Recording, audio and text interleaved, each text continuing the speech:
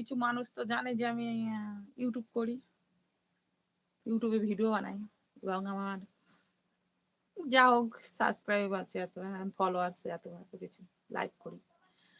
তো সবাই যেমন মনে করে আমি নাকি বিশাল বড় মানুষ, আমার সাথে কথা বলতে গেলে যেন তাদের একটা ইউটিউবার একটা মানে কথাই বলে না, বুঝতে পারছো? আমার সাথে কেউ কথাই বলে না, আমার সাথে কথা বলতে গেলে যেন মনে করি যে কি আমি যেন যেচে লোকের সাথে কথা বলি।